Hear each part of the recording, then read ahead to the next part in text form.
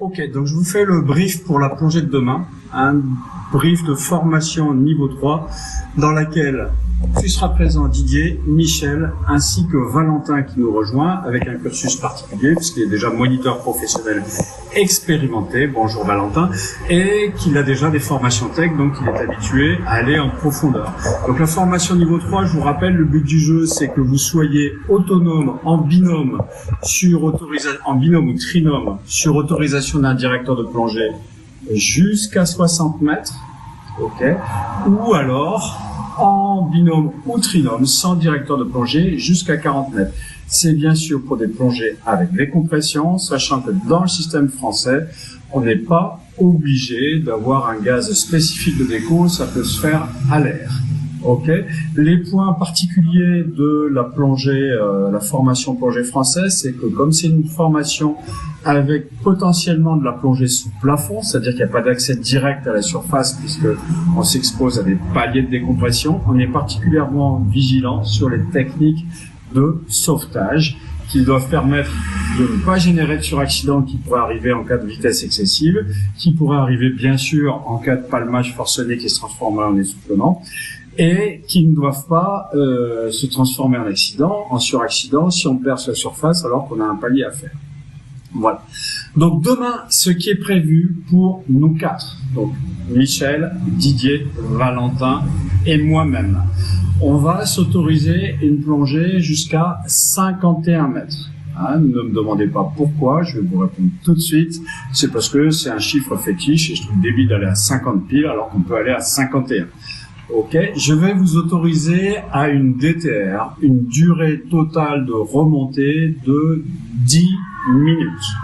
Ok, donc ça veut dire que dès qu'on a une DTR, on signale comme ça de 10 minutes, eh bien la plongée est terminée, on remonte. Ce que l'on fait généralement avec un 15 litres, petite règle de base, hein, qui n'est pas une règle fondamentale, mais qui permet d'avoir un bon indicateur, je multiplie la DTR par 3, j'obtiens 10 de DTR x 3 égale 30 bars. Ça veut dire qu'à 80 bars, il faut que j'avance ma remontée. Donc là, on va arrondir à 100 bars, d'autant que demain, on a effectivement des 15 litres. Donc au premier DTR méchu, c'est-à-dire DTR 10 communiqué soit comme ça, soit comme ceci, ou 100 bars, on remonte quoi qu'il arrive. Je rappelle qu'un des principaux inconvénients de la plongée profonde, c'est de prendre son temps pour remonter. Hein, puisque dans ces cas-là, on a une DTR qui ne va pas descendre, voire qui va augmenter, et un stock d'air qui va diminuer. Ok, donc on remonte à la vitesse des ordinateurs à peu près à 10 mètres minutes.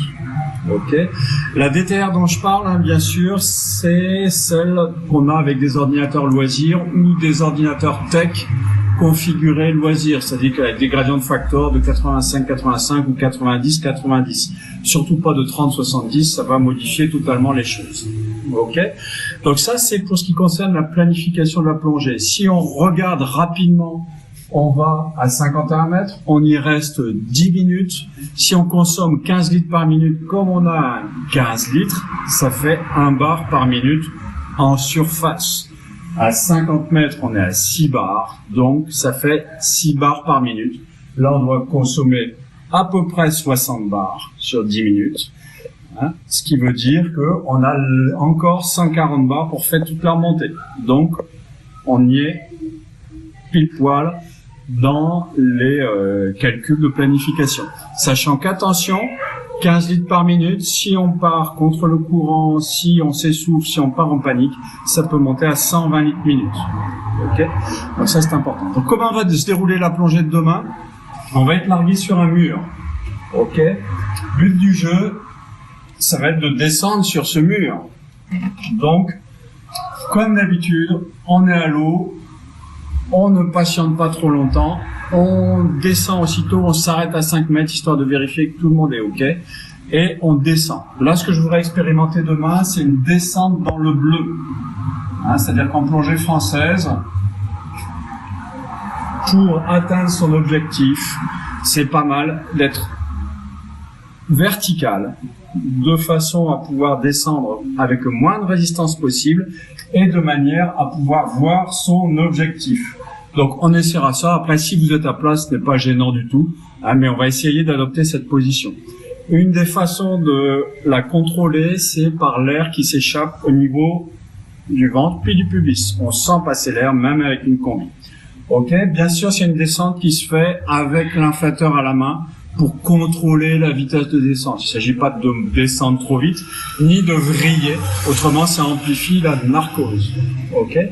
Donc, pour cet exercice, c'est Valentin qui va piloter la plongée de demain. C'est-à-dire qu'il va piloter la descente, hein, à titre de repère, une descente pas trop rapide, sans être trop lente, c'est à peu près entre 15 et 20 mètres minutes. Hein, donc on doit faire à peu près un peu plus de 2 minutes pour descendre à 51 mètres. Ok. Là, d'y rester stabilisé. Là, je vous demanderai à tous enlever, remettre le masque, respirer 3 fois. Ce n'est pas une démonstration, hein, donc inutile d'y prendre 1 minute. Le temps est compté, donc on fera juste ça. Et je définirai des binômes demain matin. Chacun présente son octopus à l'autre pour montrer qu'on a accès à l'octopus et qu'on sait le donner en cas de panne d'air. Okay. On va faire notre plongée avec la planification qui est envisagée. Donc, je rappelle, c'est 51 mètres max. On essaye de pas glisser. DTR de 10 ou 100 bars, on remonte. À partir du moment où on remonte, là, on va tous remonter ensemble à la vitesse mini de 10 mètres minutes, qui est celle de votre ordinateur.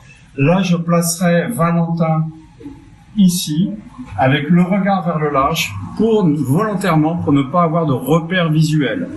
Et je ferai faire à Valentin une remontée assistée sur moi, c'est-à-dire sur ce signe-là, je simule un souci et Valentin, tu me prendras en charge pour me remonter, donc certainement jusqu'en haut du mur, peut-être jusqu'à 6 mètres, hein, sachant que c'est une remontée qui doit se faire entre 10 et 17 mètres minutes, hein, donc ça veut dire que grosso modo, toutes les minutes, je dois avoir progressé d'au moins 10 mètres. Si c'est de 15, ça va aussi. On peut remonter rapidement du fond. Après, il faut ralentir. Ok. Donc, pour ça, Valentin, la technique de remontée assistée, je vais prendre mon cobaye Didier ici. C'est assez simple. Il me fait un souci, le risque, c'est de dégringoler au fond. Donc, on discute pas tout de suite, on vient gonfler, hein. On gonfle de manière à le mettre en flottabilité positive. Le gros risque à 50, hein, c'est que comme je suis préoccupé et que je change de position, que j'ai un palmage résiduel qui disparaît vu ma préoccupation, je tombe. Donc c'est pour ça qu'on gonfle franchement.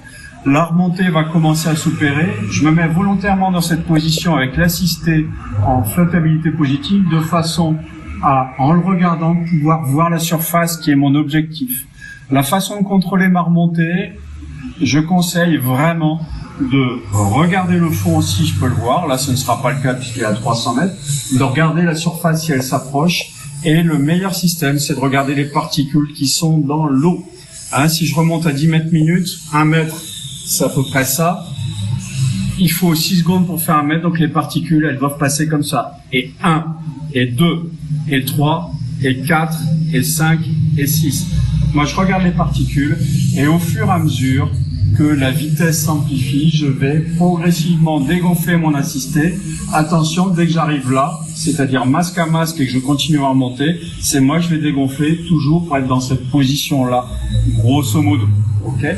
La remontée se fera volontairement avec moi face au mur. Vous deux, donc Didier et Michel, vous serez face au mur aussi. Comme ça, moi j'ai la vue sur Valentin et aussi sur vous deux. Ok, je vous ferai peut-être faire une remontée par Michel en simultané, sachant que celle-ci pourrait éventuellement se compliquer par une panne d'air. Si je remonte quelqu'un et qu'il est en panne d'air, il s'agit bien sûr de lui donner ma source d'air de secours, donc soit avec un tuyau long comme ceci, soit de dégainer mon octopus en lui présentant légèrement fusant, mais sans lâcher la personne. Si on la lâche alors qu'on a des flottabilités différentes, qu'on est le long d'un mur avec du courant, ça risque de se solder par un petit problème de dissociation du binôme qui rend compliqué la gestion de la panne d'air. Voilà, c'est le briefing pour demain. Donc bien sûr, à la fin de la plongée, certainement qu'on va s'arrêter ou qu'on redescendra en haut du mur, je sais pas encore le site, hein, mais aux alentours des 15 et 20 mètres, ce qui nous permettra de voir progressivement s'effacer la DTR et donc de faire une plongée qui durera plus probablement entre 30 et 45 minutes, voire peut-être plus, et ce qui vous permettra sur le plateau, dans une zone de faible fond, de se régaler. Voilà l'objectif pour demain. Je vous invite à le méditer. Surtout, avant de partir, pensez à vous détendre. Hein, je rappelle mes petits trucs et astuces. Une inspiration et une apnée bloquée de quelques instants avant de partir quand je me concentre. Donc, une apnée poumon plein. Une apnée poumon vide. Et bien sûr, se mouiller le visage pour déclencher le réflexe d'immersion. Donc ça, on peut le faire à l'eau, sachant qu'encore une fois, là, pour ne pas rater la plongée, une fois à l'eau, on va aller direct à 5 mètres. On se donne rendez-vous à 5 mètres direct. On fait même pas ce signe-là. On saute, on descend, on s'attend à 5 mètres. Voilà, je vous souhaite une bonne soirée et une belle plongée demain.